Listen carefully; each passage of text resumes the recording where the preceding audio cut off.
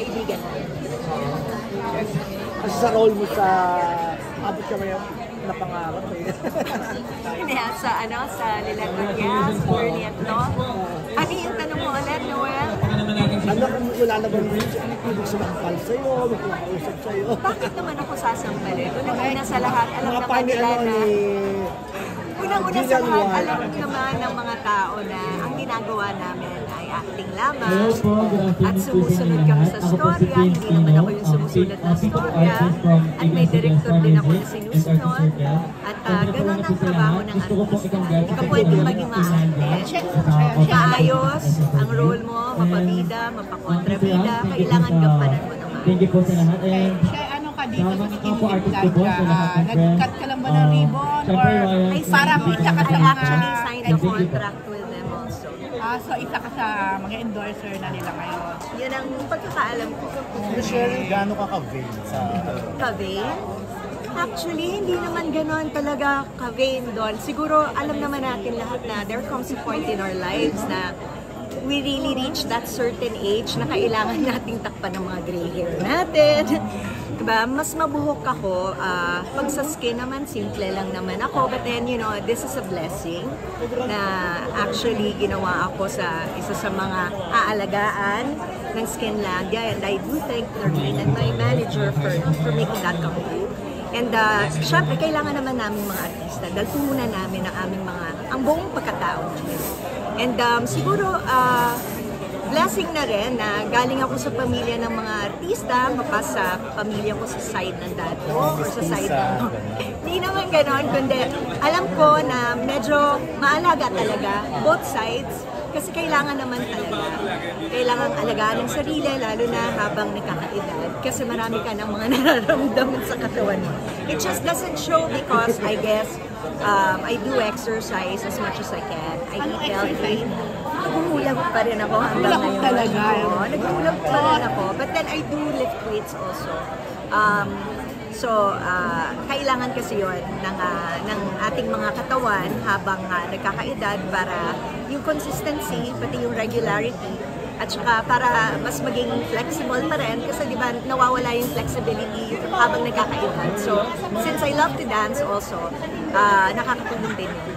Sa skin mo, paanong basic mga pagiging? Basic lang naman na routine.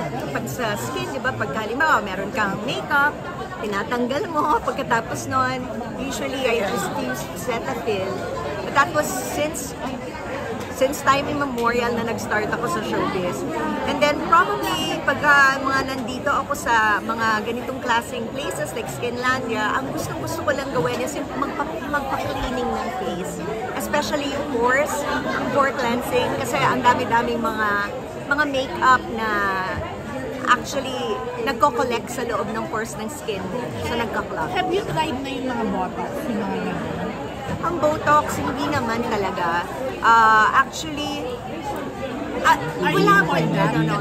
Actually kasi, since my aunt and my mom, di ba, they're both actresses, at saka wala naman kasi silang ginawa really with their faces to enhance it. Talagang it's purely dieting and exercising and massaging their faces, nakikita ko. And bilin kasi sa akin ng aunt ko kung ano binigay sa'yo ng Diyos. Make do with it and be thankful, be grateful. Especially, I have no problem with enhancements or anything like that because kung makakatulong sa isang tao to build up their self-confidence, wala akong problema doon. Pero sinasabi it's just nila that, like sa mga artista, umaarte, excuse me, pag sobrang botox na, parang hindi na gumagalaw yung mga mukha. I do, kasi I've seen some of my friends who's done it na rin dito sa showbiz. I have no problems with it. Siguro pag konting-konti lang yung Botox.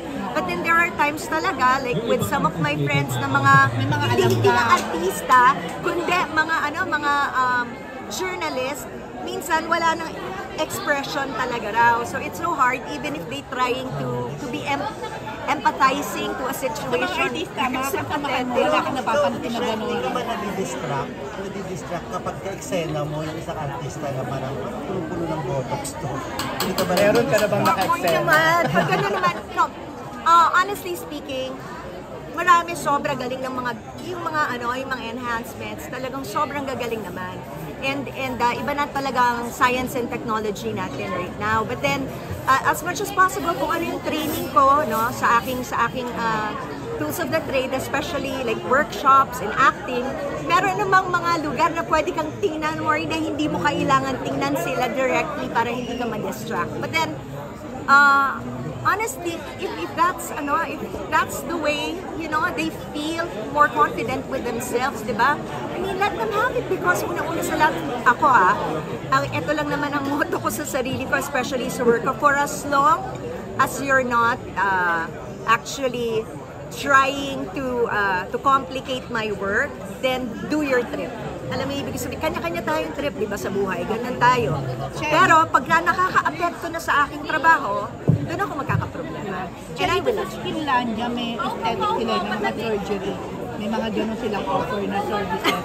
Ikaw ba? Tempting! Ikaw ba? Meron kang plan to Actually, take care? Or it's tempting, di ba? But then, coming from a family of medical doctors too, dun sa side ng mom ko, medyo kasi pagka ganyan, they caution me, di ba? Dahil we know of our side effects and all that stuff. Although, alam ko naman na pinag-aaralan naman yan ng mga cosmetologists and the doctors here, I'm sure.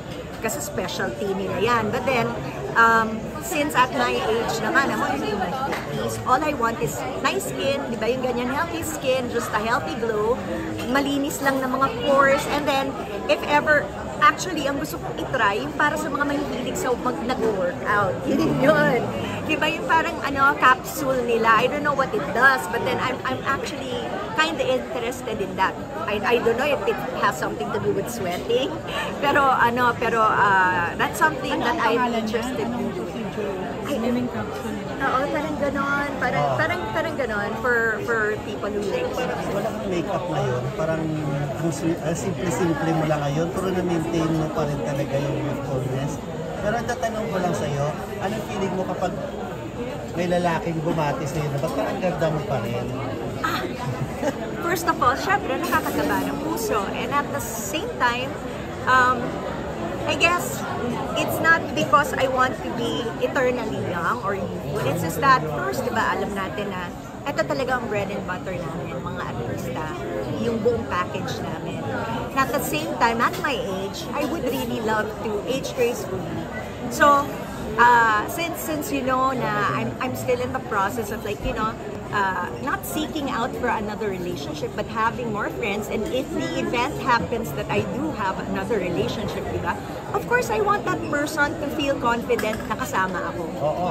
Diba? Because open ka na this time. actually, merong apat na nanliligaw, pero they're not here from the Philippines. They're from Apat lang ba? Apat lang? Oh, para mas marami pa yan. Yung apat na yun. Ateng, help! Tungkol sa manliligaw daw. Alam ni Ateng kung sino yung iba doon. Ini-entertain mo yung apat na yun. With the permission of my daughter, I do communicate with them. But see, pagka wala kasi akong taping na ginagawa, what I tend to do is go to Udemy, pagkatapos collect diplomas. Like with art therapy, ganyan, because I just finished the course, ganyan, and then now I'm doing another course to actually help enhance me and to help not get me bored. Pwede taga-showbiz yun yung apat na yun. Abroad, sabi mo. Mga foreigners. They're foreigners. And Kasama ba dyan yung sa Turkey? Ay, sa Turkey, oo. hindi ko naman dinedenay. Hindi ko naman dinedenay. But then you know what?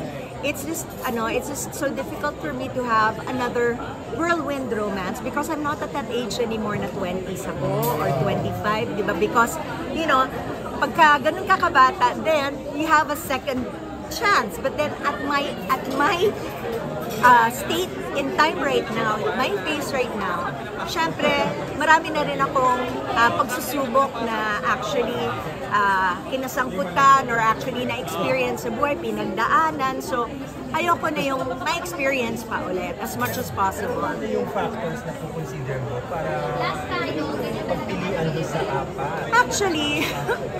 Actually, ito lang naman yung sa akin.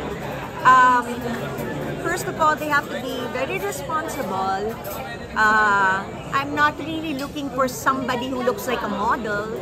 I want somebody who I can depend on and somebody na I can work in partnership with.